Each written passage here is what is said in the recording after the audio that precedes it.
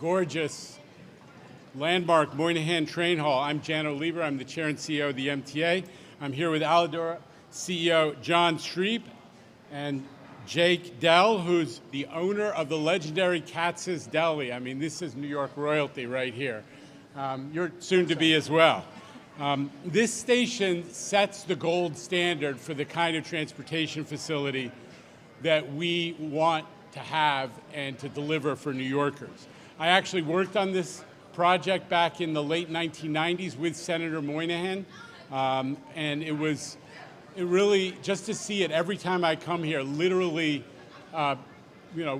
brings tears, because when Senator Moynihan said that New York deserved a first-class rail station, many of us who are in this business have never forgotten it. We've delivered one, and we're determined to deliver a few more.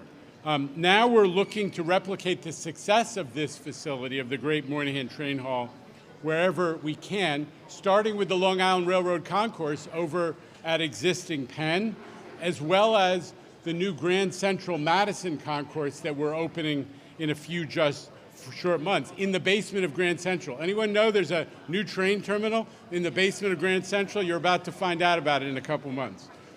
We want them to look as good and as dynamic as Moynihan, with the great retail like Alidoro, like Katz's.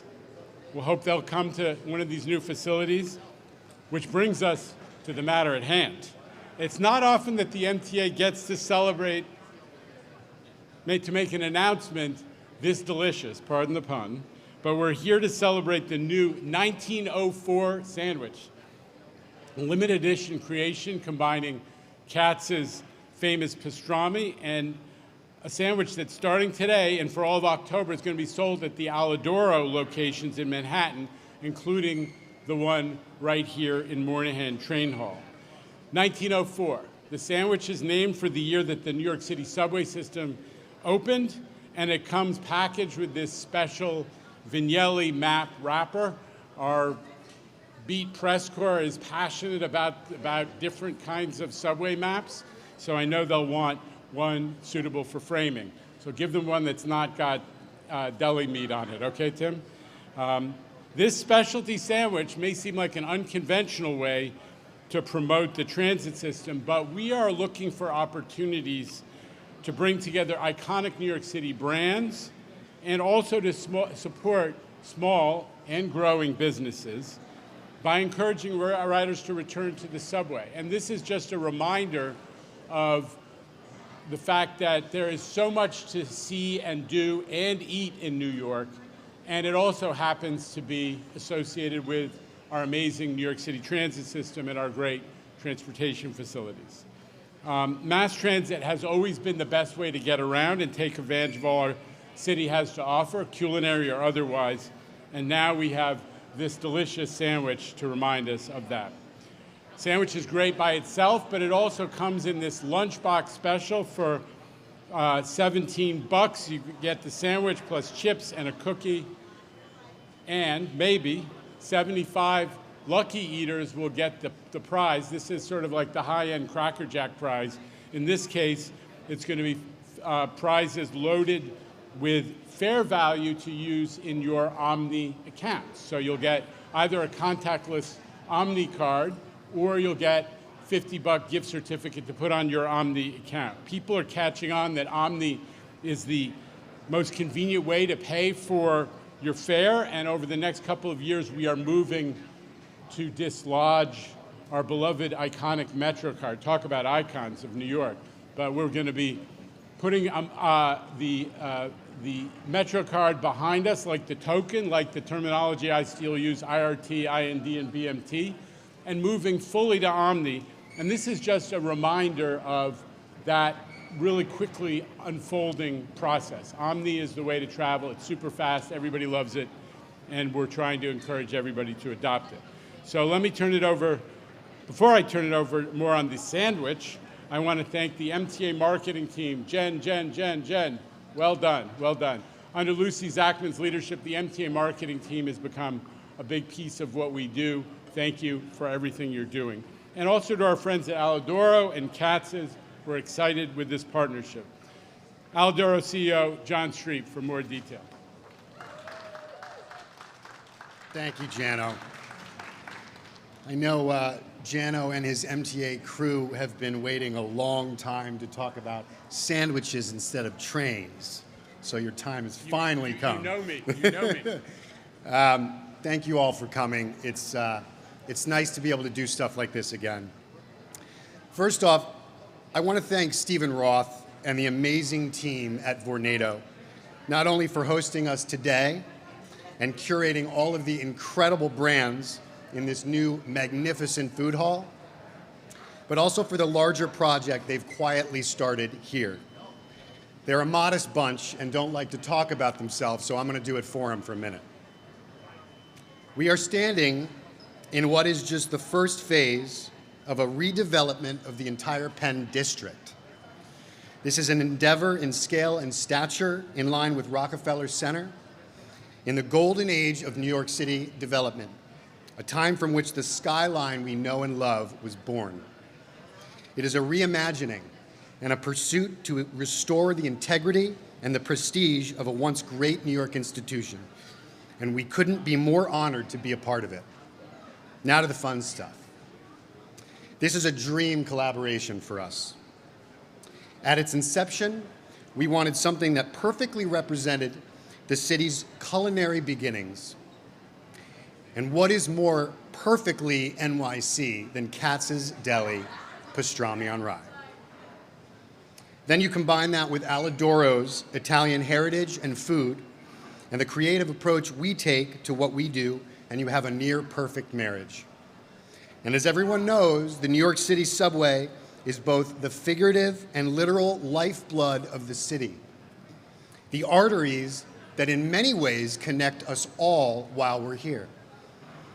Throughout the years, it has transformed from merely a transportation tool into somewhat of a cultural phenomenon, always recognizable and always representative of the spirit and heartbeat of this great city. Since we started this thing, our mission was to bring the Alidoro experience to as many people as we could.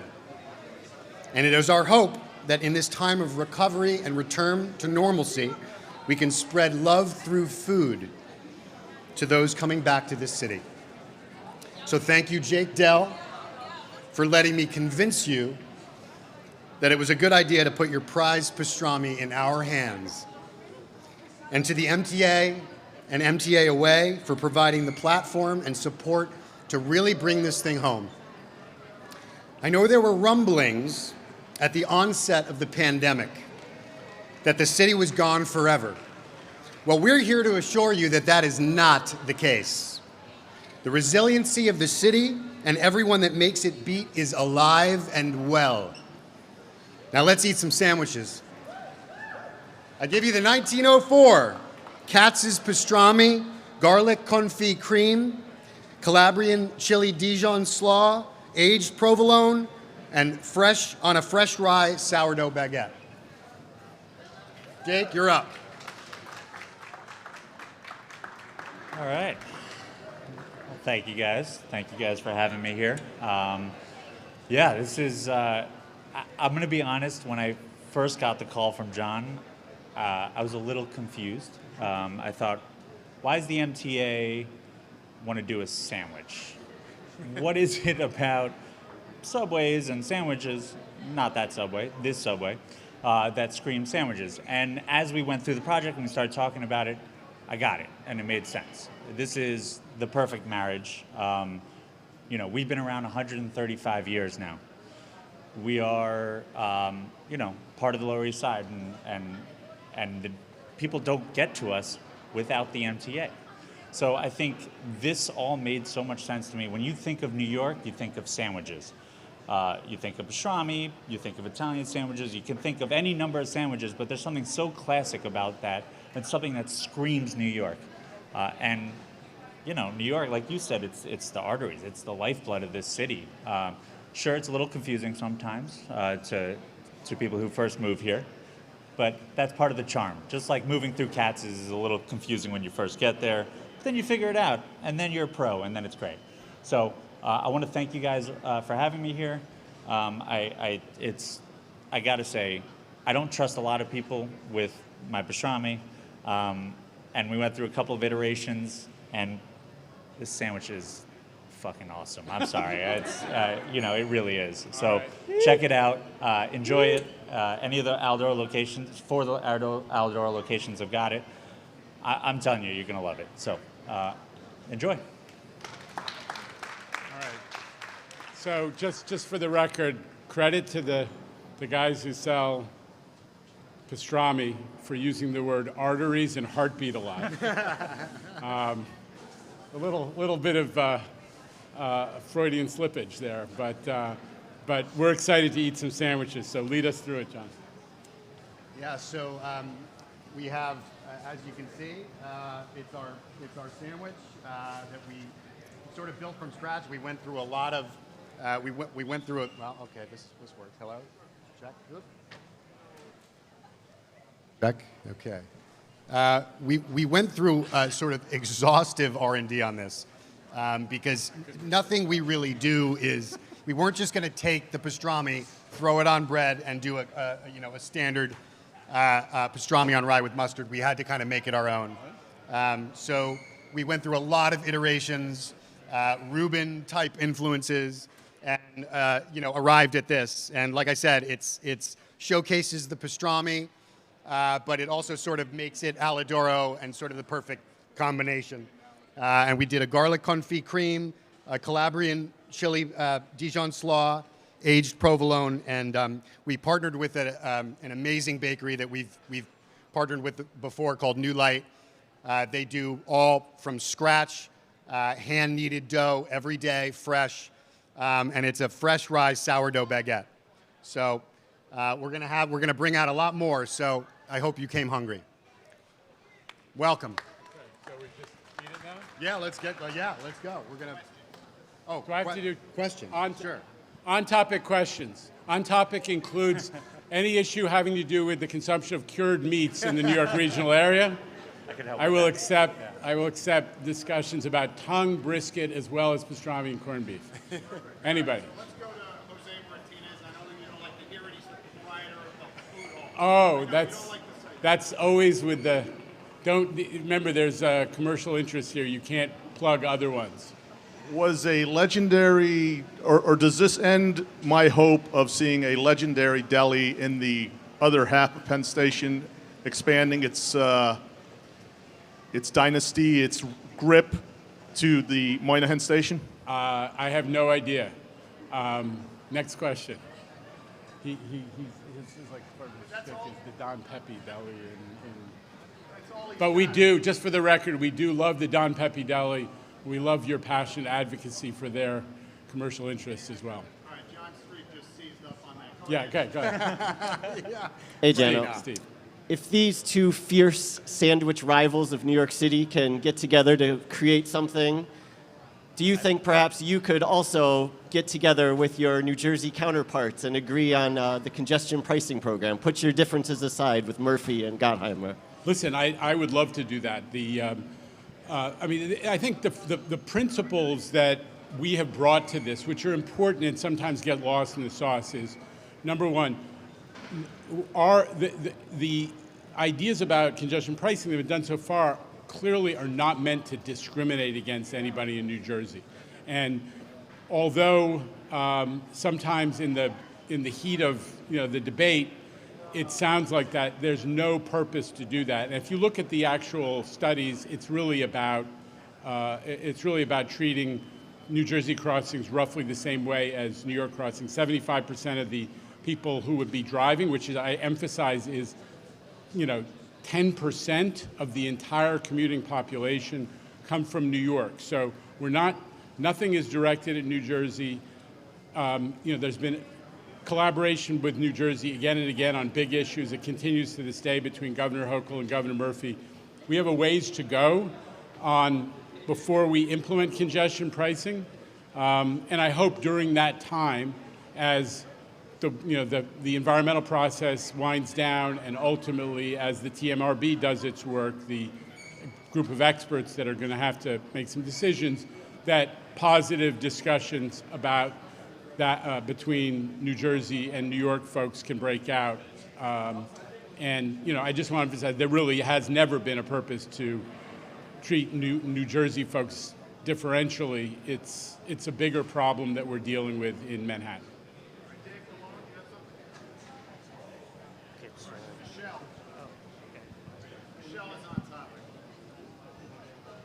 Well, to follow up on the questions here, but how soon do you need the congestion pricing money? It's supposed to support the capital plan. Yeah. And I know you've got some time here, but there is an actual deadline of when you need this cash coming in. Yeah, I mean, look, listen, again, it's going to take a little while. I've talked about the fact that we have several additional processes to go through that probably will land us in 2024 for implementation. And that is consistent with the capital plans, cash flow, and contract assignment processes. We wouldn't have work that's held up if that schedule prevails for 2024. So we got a little work to do, a lot of discussion, a lot has come in. Remember, this was not a matter of proposing, the MTA proposing, it was a matter of analyzing what might happen, what would be the consequences in different kinds of scenarios. Now we have that data, we have a ton of public comment, I think 60,000. We have a ton of feedback from our friends. We have great sandwiches as well, but now we're ready to complete the environmental review process, and then the TMRB starts its work.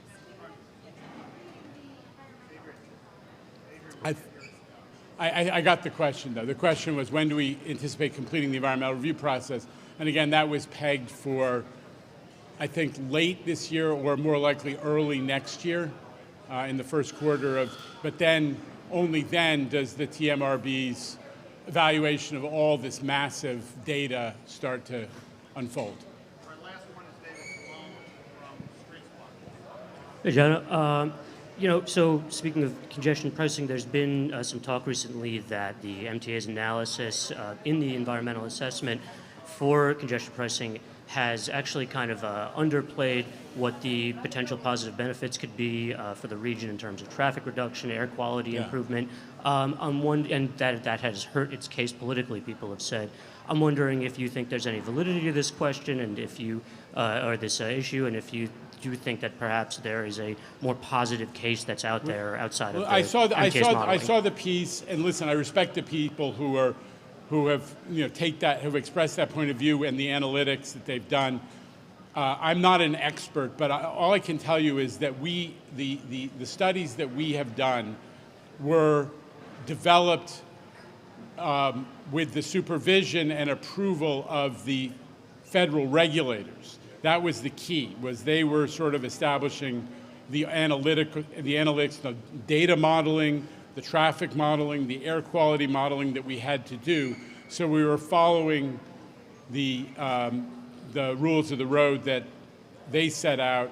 I don't know, I mean, I respect Charlie Kamenoff and the folks who have made that argument a ton, but I can't speak to specifics other than saying that our approach was developed with the supervision of the feds. So it was meant to, it was meant first and foremost to comply with whatever they demanded. Let's just end on topic, if we could, Jana. Steve Ness. I got a real sandwich question. This looks like a very delicious but maybe slightly messy sandwich, Jano. Yeah. Would you endorse eating this sandwich on a subway car? Okay. Well, listen, keeping the car. Our customers want clean cars, and they don't want garbage.